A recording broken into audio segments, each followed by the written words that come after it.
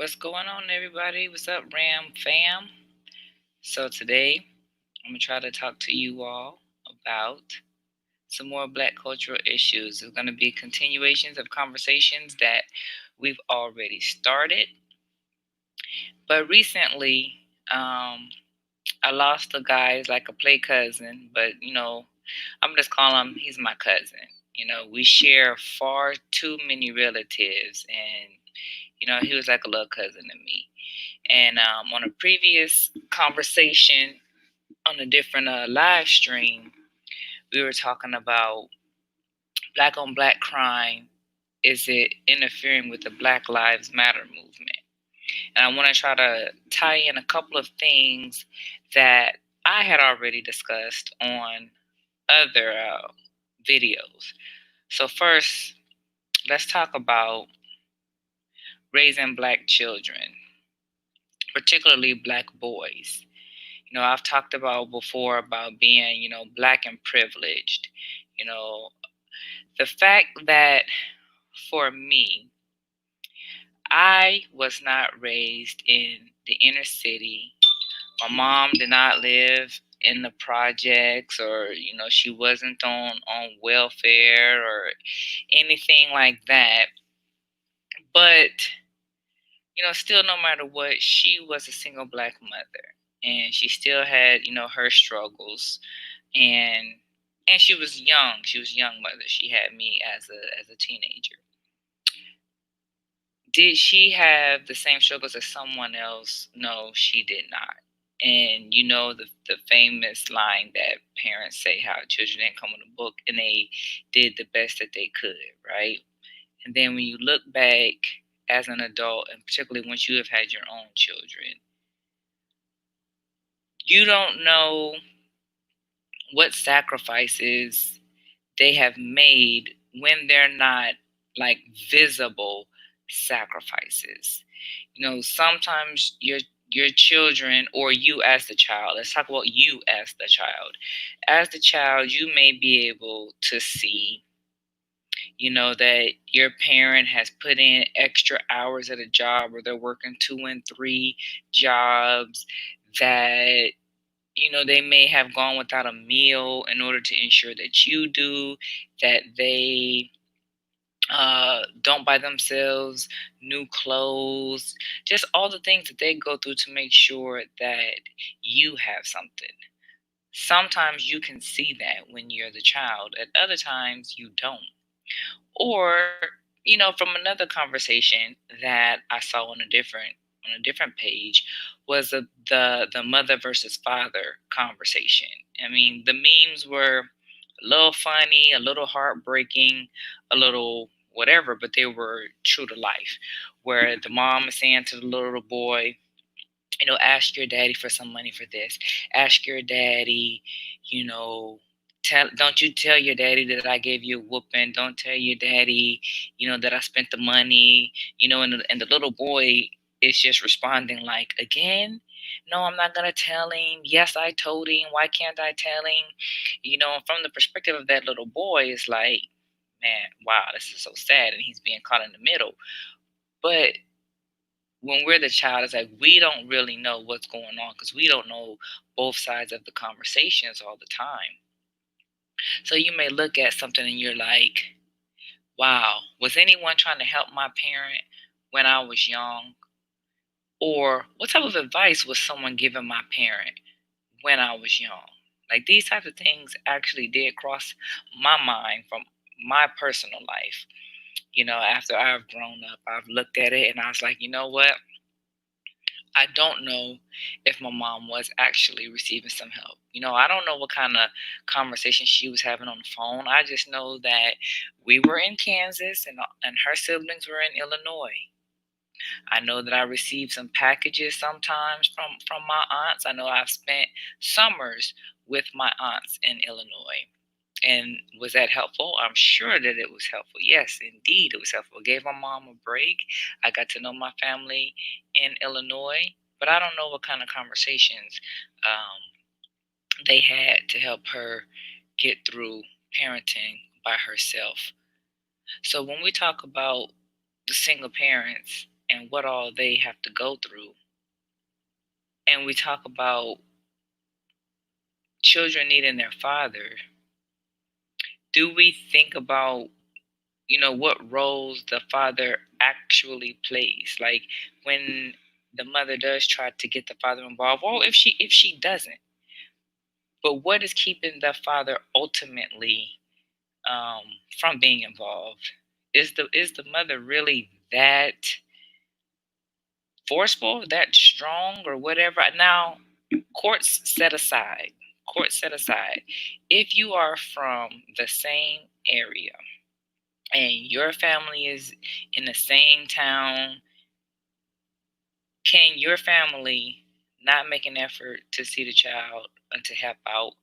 You know, when our nephew was born, of course, he was born to teen parents, but still, if the child needs something and you feel like you can't trust a parent, do you not just like go buy that particular item? And even if you have to go through another family member, go through it and make sure that that child gets what they need. I don't. How difficult is that? And if it is so bad, right, that even if you have buy things for the child and you don't think that it'll ever make it to the house or that it'll be used properly at that house, what about it being at your house or at that family member's house, and then you make sure that you come and get the kid? I know there are times where the relationships are really bad between the mother and father, or, the mother and the grandma or whatever. But does that actually trickle down to like all the family members? Like there isn't a cousin or somebody else that the child can go over to their house, you know? And I'm looking at, most of that thought pattern came from the meme that I was looking at. But then I'm trying to look at and put this towards the other conversation that I had about the Snoop and Gail conversation. When we look at Black culture, why can't we stop using certain words, certain mindsets, and move forward? And as the question was posed, is this hurting the Black Lives Matter movement? Because they always want to come back to black on black crime, right? But before we get to the crime, how about how we treat each other? Snoop felt right and justified in what he said to Gail. Gail felt right about what she said about him. Then he comes out on his apology tour and all of this, and then he goes out and now he's into what is it, Takashi 69, and he's all up in his business and disrespecting that guy. But I'm not understanding, if something's not your business, something's not of your concern, why someone on his level, on Snoop's level, first of all, anybody, period, but someone on Snoop's level, you just got yourself out of hot water. Obviously, he still, he had the general insurance. He still has that. And is he even still doing these soccer and football camps? I mean, what happened with that? But why is it okay? That's what I'm not understanding. So yes, he was hurt about Kobe. He's heard about how black men are targeted, he said. But don't he still say nigga? So if somebody white say it, that is such a problem. And I'm not understanding, why is it so rough and tough for us to let that go and stop calling each other that? So some comedians say it. And I heard when Richard Pryor decided that he wasn't going to say it anymore. And even with the verses on YouTube, who was it? It was in the beginning. It was with Timbaland and Swiss Beats. And if you notice, Swiss kept saying to Timbaland, he kept saying, King, King, King. He kept saying that.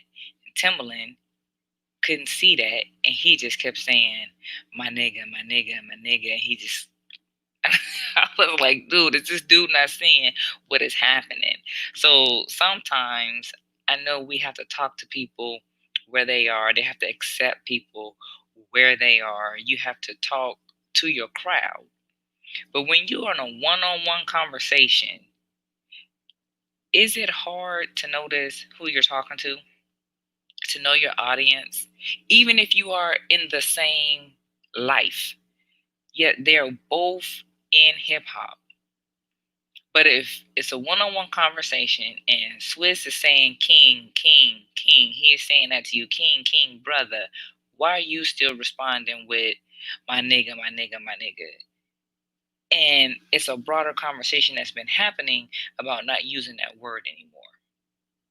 So we're not going to accept that he was drinking or he was smoking or he was whatever. No, this is something that's supposed to be on the forefront of our conscience at all times. Is this something that we're going to keep saying to ourselves, about ourselves? Is this a real thing about we're reclaiming the word? Because if it is it really injurious to us for white people to use it? What is the difference? Now, if they put it in a dictionary, which I should look it up right now. If they put it in a dictionary to try to change the meaning of the word, then would it be okay for white people to use it? Because they always like trying to take our culture and take our words and switch something up. Would it be okay then? Because we shouldn't be accepting, man. What? No, we shouldn't be accepting it no matter what. I can't look this up because my Wi-Fi is bad up here. Which leads me to the B word, right? I don't say the B word. I don't know why. Some mental block. I don't know why I won't say that, but I will say hoe. But I won't call people that. I don't say that to people. But again, it's about the reclaiming of this word. Why, in what world is that a form of endearment? It's either wrong or it's acceptable. Women say that to each other. Why is that okay? I'm not getting it. But I guess I should, right? Because I know that black people say nigga to each other. But the B word just, I mean, I don't know. If someone could just really explain that to me, like, how is that cool? And in the minute that a dude says it to a woman, we about to have all kinds of issues. And people agree. People agree that a guy should not say that to a woman. People seem to agree that white folks shouldn't call black people nigga. But people still keep using it. Now, Black Lives Matter, we're saying that it's possible that we're messing up our own our own um, fight by the things that we're doing to ourselves. And I heard on Karen Hunter, it was like, what is going to be the final straw for us? What is it going to take for someone to be out there on the battle lines for us? And of course, it's always got to be combated with bringing up Jews, right? You bet not disrespect Jews, as Nick Cannon happened to find out, right? I heard what he said, but if he's having a conversation, I'm not going to try to justify anything that he said, right? He still came out and eventually he apologized, right? Because he needs his money, just like Snoop came out and apologized. There's certain lines that you will not cross with Jews. There are certain lines that you will not cross with the LGBT community. So what are the lines that will not be crossed when it comes to Black people? That was the question. But if we had an answer, would we still cross that line ourselves? And I think that we would. Is that unfair for me to say? Possibly, because we don't even have an answer. We don't even have a definition. And they're saying who would be that person who would stand up and fight for us. We can identify that because we also have a problem with someone looking for a messiah for us. Okay, before we started this whole cancel culture, there were Black people who were in prominent positions who tried to get us to change certain things. And so, yes, Bill Cosby, he was one of those people. And I read his book. I read that book, Come On People, way back when. And I'm not really going to talk about like how we name our kids, but when he talked about sagging your pants and how you acting out in the streets and all that, please tell me where he lied. Like, where was he wrong? And where did he not have the ability to say these things? He had all the credibility to say these things that he said, because even today, and when he went to court, people can't separate Bill Cosby from Dr. Huxtable, right? Because Bill Cosby did put a lot of people on the map. He really did. He started a lot of people's careers. He made sure that we knew about Black culture, that we were interested in HBCUs, and all of this. And I even wanted to do a video that I listened to Sinbad.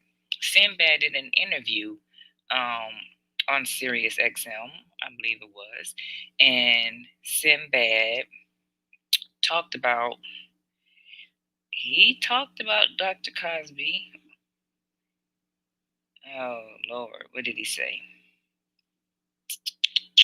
All right, I'm not going to waste too much time trying to find it, but I'll find it another day. But he gave Bill Cosby a lot of props for what he did. So when Dr. Cosby was talking and telling us about getting our act together and how we present ourselves out in public, people had a problem with that and they wanted to cancel him back then. I'm looking at people and I'm wondering, when are we going to stop? When are we going to stop? What is the deal with this sagging of the pants? I'm not getting it. You want to say that it's hip hop? I don't care. You look like a fool, like for real. I'm not understanding this. And then when you have on a belt, but your pants are still well below your butt, what is the purpose? You can't say you don't know. Okay, in the beginning, yes, maybe folks didn't know, but if you've been educated, a lot of us have been educated, and not only that, it's been put in movies that you watch. They talk about how that represents that you are the property of someone in prison. You walking around with your pants down, you belong to somebody. You've been made. But it starts back in slavery. That what they call it, buck broken, something like that. Why do we still walk around with our pants sagging? But yet we want people to respect us. Now, does that mean that cops should be coming out here harassing us and shooting our boys or anyone? No, it does not mean that. It does not mean that when the other side comes and says we did it to ourselves, it does not mean that. But what I am is going back to the question of, is the Black on Black crime and the things that we do to ourselves hurting the whole point of Black Lives Matter? Because if our lives mattered, we wouldn't do what we are doing. So, as I started off saying, okay, we talked about, Black on Black crime. And so, yes, I'm not from the big cities or the inner cities and stuff. So I'll repeat. A cousin of mine was recently shot. A play cousin. He's like my cousin though. He was shot, and he was shot in the head. And so now I know someone who is now in that mother's club of wanting justice. And that is hurtful, right? Because every time this happens, I'm like, that could be my family. When it happened to Michael Brown, that was so close to home. I'm like, that could be my family. When George Floyd right there in Minneapolis, I'm like, that could be my family. So now I know someone. I don't know the details around what happened, but he's one of those where, I mean, we don't even know who it is, okay? But because of where it was, I'm going to assume that it was a black person who was a victim of this senseless black on black crime, right? And so the mom is like, if you really wanted whatever he had on him, you would have taken it and just gone. You did not have to take his life. And I am agreeing. So that goes back to everything that we are told. Everything that they want us to do. They as in society. They as in these white people. They as in the cops. And they as in those who even train us. Even those in the martial arts. They would tell you, do not fight. They would tell you that. They're like, if it's just a hold up, if it's just a robbery, just give them the money. Don't try to fight. Give them the money and they'll go away. They'll leave you alone. Right? So if that's all you wanted, you ain't have to do what you did. Right? So right now, no suspects, no anything. And the fact that he is from Illinois, from Alton, Illinois, where I'm from, and this happened in St. Louis, just like she said, she's just happy that they found him. And they found him pretty early because in St. Louis, right, the numbers, they're high. The murders are happening all the time. So she was able to get there and all of this. And I feel bad. I just feel bad, just period. But I can't imagine. I cannot imagine. Luckily, there is no real luckily. But what I'm saying is, he wasn't a teenager. He was a grown man. He was well over his 20s. I cannot imagine right now. My son just turned 16. You know, if he went out, he was driving and he went over to St. Louis, because that happens all the time. From Alton, you cross over the bridge and you go to St. Louis. Go do whatever. I don't know if people still go to the skating rink, but I mean, whatever. It's nothing to go over there to St. Louis. I mean, the big mall is over there, and my son he's gotten shot. I can't imagine, all the things that we talk about, and for it to be from the hands of someone we don't even know. Don't even know if you know the person. I can't imagine the pain that she is going through. But the fact that I have repeated so much that I do care about other Black lives. I care about all of you. I care about everyone, even the people that I do not know. I care about people. I care about humans. I care about life. So, if you're watching this, please just take a moment to just send a quick text message, a quick email, whatever. You know your family. You know if people are on Facebook, if they're on WhatsApp, if they want a phone call, if whatever, just send a quick message, because like I have repeatedly said, you do not know when a life will be taken away. You just never know. And so, I never really called her my aunt. Because she's like a cousin to me too. So I have a cousin now who's a part of those mothers who have to just join the fold of trying to hope that she gets some justice for her son. So I just want to put that out there, that You don't personally have to be from a big city or anything like that. You don't have to be gang affiliated. All these things that they like to say about us, you don't have to be from that in order to be in the club of mothers who are looking for justice for their children. So, switch gears real quick for the last parts of this video. And I want to talk about a little bit the movie of Fatal Attraction that Nia Long did. She that was her movie. It was an all black thing, just like she also did The Banker. And it starred Nia Long and Omar Epps. And I don't know who played her husband, but it's all black cast. And what it was is Nia Long and her husband they're empty nesters. I'm just pretty much using her words that I heard her say on Joe Madison. They're empty nesters, okay, and they're moving on. They bought themselves a new house. I'm not going to give away the plot for those of you, or I'm not going to give the movie away for those of you who haven't seen it. I just want to talk about the fact that this is an all-black movie. Omar Epps is playing the guy who is fatally attracted to Nia Long.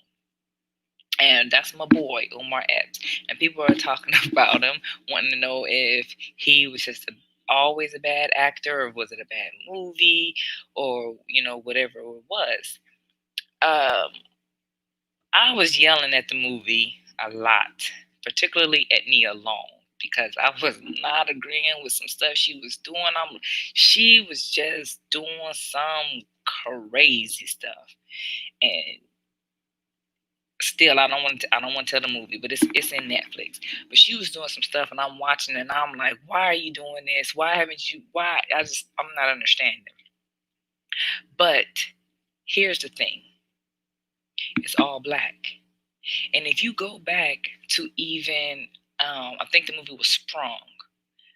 Even in that script, Tisha Campbell and her boyfriend were talking. He wanted to be a movie director, a movie maker, whatever, and they were like, "Ain't nobody gonna watch that. No, people don't like all black films, and they don't want to see movies about love and stuff like that, right?" That was way back in early '90s or something like that.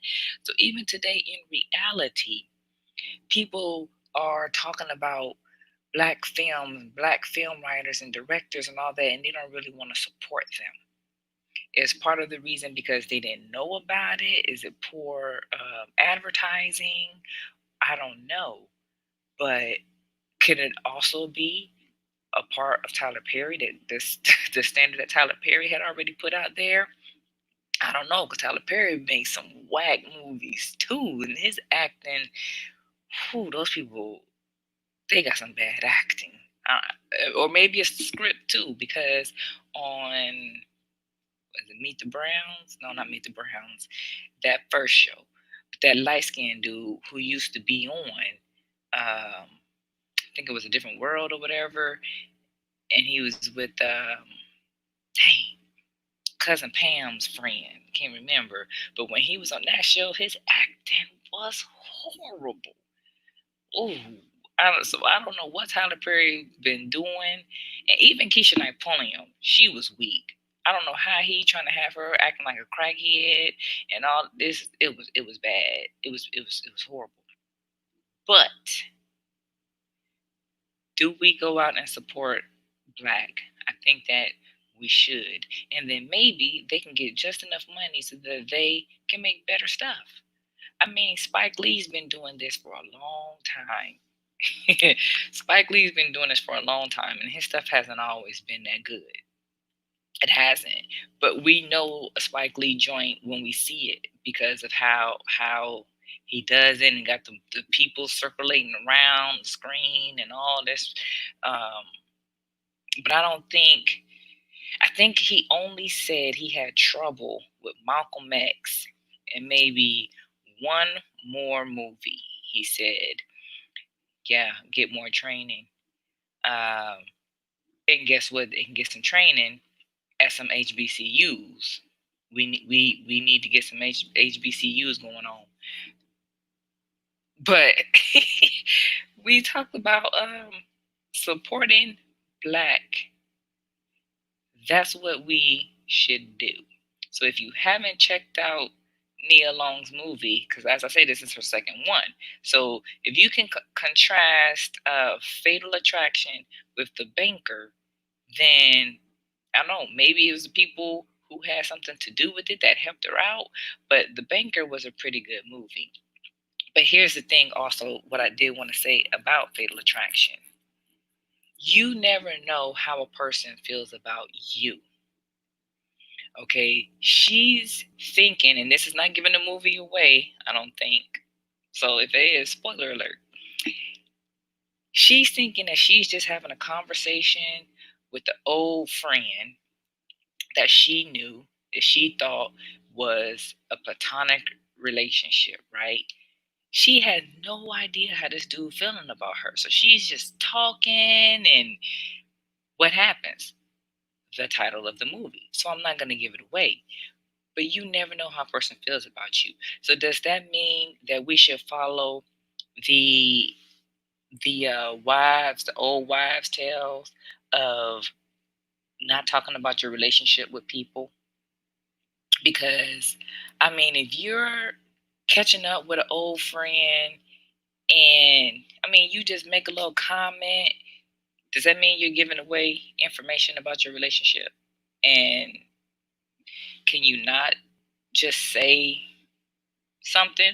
Or was she not smart enough? I'm not going to say smart, but was she naive to not know that?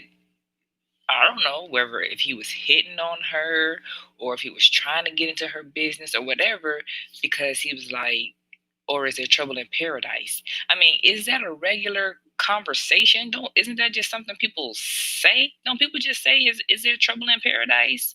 I don't know. She said, "I'm. You support what? Who was trash? The Tyler Perry stuff was trash. Yeah, people can use that information against you, but how do you know that? Does that mean that you can't talk to your friends? Like that's what I'm trying to get at. Like you don't know how somebody feel about you. So if you go 20 years ago, so we're talking high school. So you wait, 20 years ago, okay, we talking college. But anyways, high school, college, we go out to lunch with someone that we knew in high school and college. And we just having a conversation. And you like, oh, oh, your husband, oh, he's so handsome. Your wife, she's adorable. Oh, your daughter, she looks just like you. And he say, oh, well, unless there's trouble in paradise. I mean, does that mean that you now shut your mouth? Or that's the thing, because you don't know that the person who's sitting across from you used to have really deep feelings for you back in high school or college. You just never know how someone is. I mean, especially, again, possible spoiler alert, if she was busy with her dude that she was with and they were just classmates, like how you don't know. So that means just always guard yourself. I mean, if you straight up just feel like you just sitting down, you just talking to a friend, just keep your mouth shut. Or maybe this is it. You only answer that question to a person that you have been in contact with the entire 20 years. But see, at the same time, if you've been in contact with that person for the 20 years, then they would know. So that question would be redundant, right? There's no need to ask you that question. So I think still it just falls back to you don't know how someone felt about you because you was busy with somebody else. Yeah, I believe it's a conversation starter. Yeah, I do too. So you never know. So that was everything that I had today? Is there any last minute any retakes or whatever you want to talk about with the black culture or the movie, that we want to hit back on before I go ahead and log out? I will wait. It's okay. It's okay. It's okay. I understand. I know. And obviously, this announcement on Streamline, when I broadcast it, it must not be going through notifications. But I mean, I don't know. I got a notification that was letting me know that it was going, but I don't know. I guess I just keep trying to learn this. Keep trying to learn it. That's why I make sure that I share it on Instagram and Facebook too. So I don't know. All right. So what about some black movie remakes we can do? Like what? Black movie remakes. Do we have any? I don't know of any. I do have that I want to talk about. Oh my God, what is it called? I want to talk. I want to talk about The Hate You Give. I want to talk about the movie versus the book. I want to talk about Little Fires Everywhere, the book versus the TV show. I want to talk about that at some time. Black movie remakes. I don't know about I don't know about any of those. We can always talk about the Temptations. That's not a remake, but we can always talk about the Temptations and why that's a classic. Why that will always be a classic. The Temptations and the Five Heartbeats and the Jackson Five. Yeah, Hate You Give is good, but when you contrast it with the book, have you read the book? The book is very different, just like Little Fires Everywhere. That book and that TV show are different, and I want to talk about those. I want to do a review on those. They're not matching up very well. So be on the lookout. Be on the lookout for those. So all right, y'all. Enjoy the rest of your Sunday. I'm going out here. Make sure these kids aren't burning up. It's been a RealRam review. Unfortunately, I did not get to 80 subscribers, and I did not get any takers on the review. So there was no giveaway on the shirts by Naylor or the Skin So Soft. So we shall try that again at some other time. But just keep watching. We're growing. I thank y'all for all y'all support, and RealRam out.